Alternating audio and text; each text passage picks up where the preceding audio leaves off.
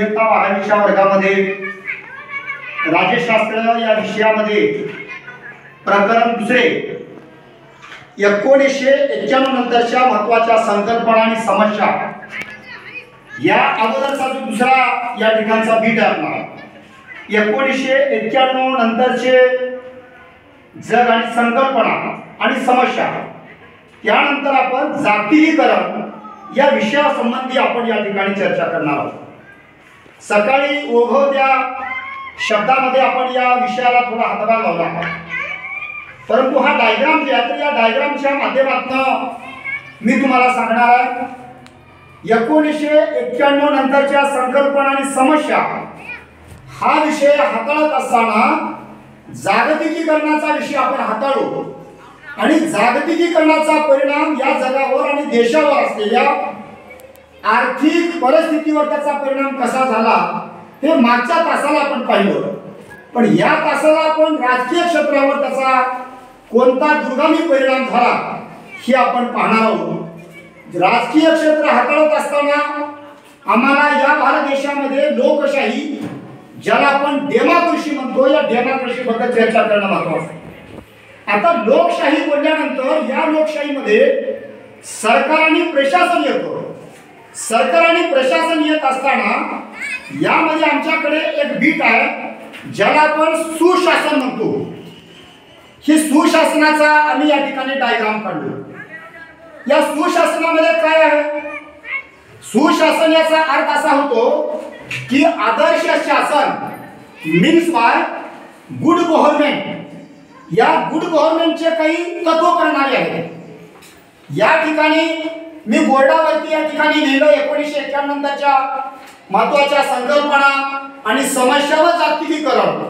त्यामध्ये राजकीय क्षेत्राचा उलगडा करत असताना डेमोक्रेसी आपण पाहणार आहोत, लोकशाही, आणि त्या लोकशाहीमधलं हे जे सुप्रशासन आहे त्या सुप्रशासनाच्या बाबतीत आपल्याला काही गोष्टी पाहायची, त्याचं निरीक्षण करायचं आहे।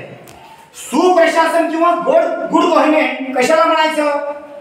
आदर्श सरकार त्यालाच म्हणायचं की ज्या सरकारमध्ये नंबर 1 न्याय, नंबर 1 आहे न्याय व लोक सुरक्षा। ज्या सरकारमध्ये जनतेला न्याय मिळतो आणि लोकांच्या जीवनाची हमी सुरक्षितता मिळते त्याला आपण गुड गव्हर्नमेंट किंवा सुशासन म्हणतो। एकूण सुशासनाची जवळपास 10 अंग आहेत। या अंगाचा या ठिकाणी आपण शहावलोकन करताना वाणिज्य व उद्योग क्षेत्राचा विकास जिथं झाला तिथं गुड प्रशासन म्हणायचं। मानव संसाधनाचा विकास ज्या सरकारमध्ये झाला त्याला या ठिकाणी गुड गव्हर्नमेंट म्हणायचं। त्याचबरोबर नागरी प्रशासन नगर प्रशासनामध्ये तुमचा आणि माझा सिंहाचा वाटा या ठिकाणी असावा लागतो। त्याचबरोबर त्याच्यामधलं दुसरं एक महत्त्वाचं वैशिष्ट्य आहे लोक, याचा अर्थ जनता, जनतेचं स्वास्थ्य आणि आरोग्य जिथं योग्यरित्या आहे त्याला गुड प्रशासन म्हणतात। पर्यावरणाचे रक्षण केवळ जनतेचं हित करून चालणार नाही, तर या देशामध्ये या पृथ्वीतलावर जो पर्यावरण आहे या पर्यावरणाचं रक्षण देखील करणं अत्यंत महत्त्वाचं आहे। ते रक्षण करण्यासाठी जो सरकार कटिबद्ध आहे त्याला आपण गुड प्रशासन म्हणतो। आणि गुड प्रशासनाची डेफिनेशन सांगत असताना केवळ या ठिकाणी पर्यावरण म्हणजे पाण्याचं संरक्षण नाही, केवळ झाडाचं संरक्षण नाही, तर तुमच्या आणि आमच्या अवतीभोवती जे काही निसर्ग आणि परिसर आहे या सर्वांचं संरक्षण करण्याची जबाबदारी तुमची माझीच नाही तर सरकारची आहे। त्यासाठी सरकारला याबाबत पावलं उचलणं अत्यंत महत्त्वाचं आहे। दुसरी अत्यंत महत्त्वाची बाब या ठिकाणी आहे आर्थिक प्रशासन। त्याचबरोबर समाज कल्याण आणि विकास। जनतेचं आणि समाजाचं कल्याण होण्यासाठी सरकार किती अब्ज रुपये खर्च करतोय यावर देखील त्याचं खूप मोठं या ठिकाणी यश अवलंबून आहे। या ठिकाणी दुसरा एक भाग या ठिकाणी मी सांगणार आहे तुम्हाला। सुशासनाची व्याख्या देत असताना केवळ मी डेफिनेशन या ठिकाणी दिलं नाही, तर सुशासनाची व्याख्या देत असताना ज्या ज्या काही विचारवंतांनी, ज्या ज्या संशोधकांनी आणि ज्या ज्या तज्ज्ञांनी या ठिकाणी सुशासनाची व्याख्या केली ती व्याख्या सांगत असताना मी स्वतः या ठिकाणी डायग्राम काढला आणि म्हणालो की तुम्हाला दुपारी याचं सांगणार. सुशासन कशाला म्हणायचं? सुशासन पारदर्शक आणि जबाबदार प्रक्रिया ज्या सरकारमध्ये आहे त्याला सुशासन म्हणायचं.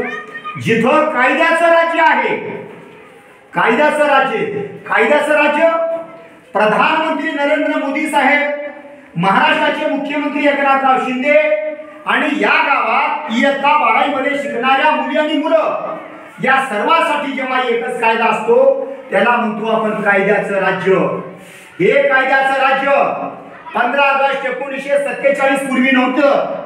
15 ऑगस्ट 1947 ला देशाला स्वातंत्र्य मिळालं आणि 26 जानेवारी 1950 ला या देशात भारतीय संविधान अंमलात आलं. त्या दिवसापासून आमच्या देशामध्ये कायद्याच्या राज्याची मुहूर्तमेढ रोवली गेली.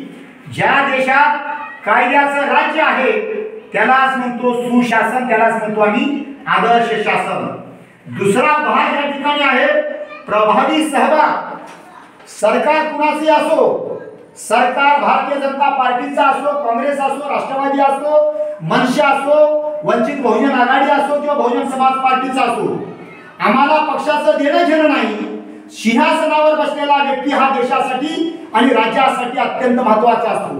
म्हणून प्रशासनामध्ये सहभाग, तुमचा आणि माझा प्रशासनामध्ये सहभाग असल्याशिवाय या ठिकाणी आदर्श सुशासनाची व्याख्या तुम्हाला आणि मला करता येत नाही. या पुढचा जर बीट सांगायचा झाला तर मान्य हक्काचं संपूर्ण आदर म्हणजे तुम्हाला आणि मला जी मिळालेले 6 हक्क आहेत भारतीय संविधानात